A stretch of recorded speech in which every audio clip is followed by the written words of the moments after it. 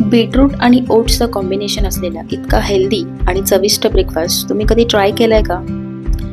ही recipe करायला एकदम सोपी आहे. व्हिडिओ शेवटपर्यंत जरूर बघा. घरात लहान मुलं असतील तर ही रेसिपी एकदा तरी करून बघाच. हे अप्पे जितके करायला सोपे आहेत तितकेच पचायला सुद्धा एकदम हलके आहेत.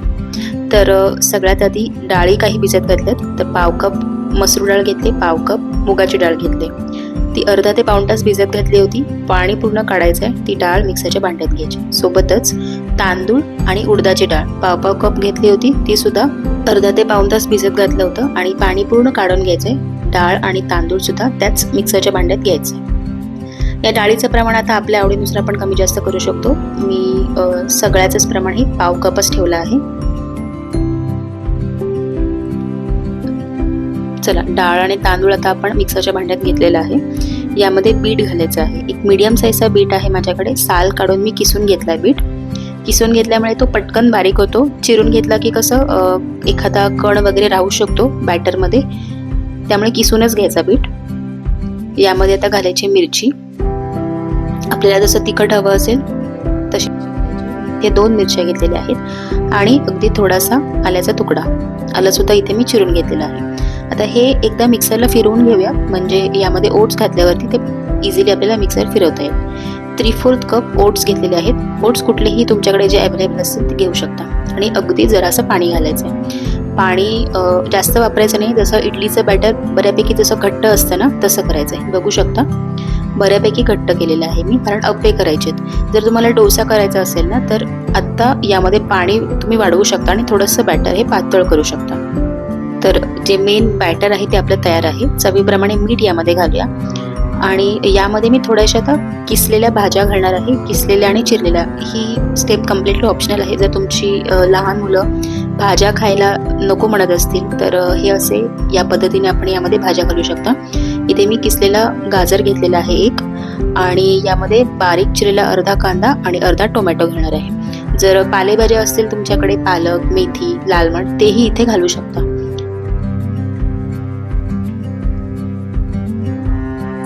पालेभाज्या घालायच्या नसेल, आणखी काहीतरी वेगळं ट्राय करायचं असेल तर स्वीट कॉर्न असतील तर ते वाफवून किंवा उकळून घ्यायचे आणि ते सुद्धा यामध्ये आपण घालू शकतो.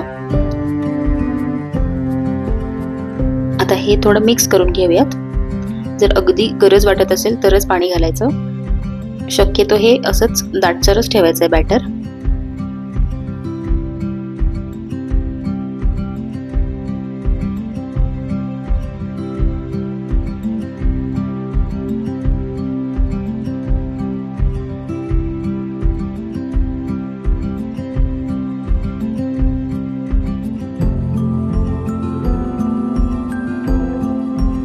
कन्सिस्टन्सी बघा एकदम परफेक्ट आलेली आहे.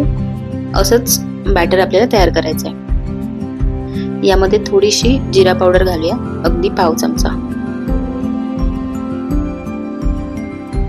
हे आता पुन्हा मिक्स करून घेऊया सगळं, मग आपलं बॅटर तयार होईल.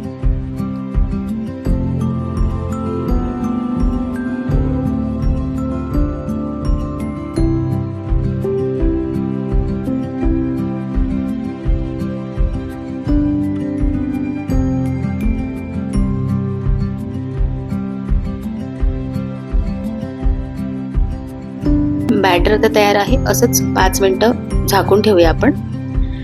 आणि तोवर मी इथे चटणी करून घेतली. नॉर्मल खोबऱ्याची चटणी आहे, म्हणजे ओलं खोबरं, कोथिंबीर आणि मिरची. त्याला तडका दिलेला आहे, म्हणजे आपली चटणी सुद्धा तयार आहे. बॅटर आता आपलं 5 मिनिटं रेस्ट करून झालेलं आहे. याचे बघा थोडेसे तीळ घालून असे अप्पे चमचा भरून मी घातलेले आहेत.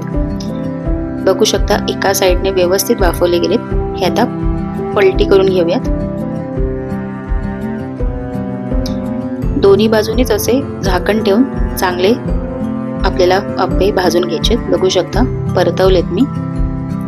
रंग पण बघा किती सुरेख आलेला आहे आणि जे वरती तीळ घातले ते सुद्धा छान दिसतात. तर अशा प्रकारे एकदम सोप्या पद्धतीने बीट आणि ओट्सचे अप्पे तयार आहेत.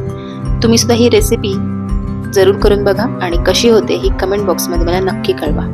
रेसिपी आवडली असेल तर मील्स बाय सुकेशिनी या चॅनलला सबस्क्राईब करा, व्हिडिओजना लाईक करा आणि जास्तीत जास्त शेअर करा.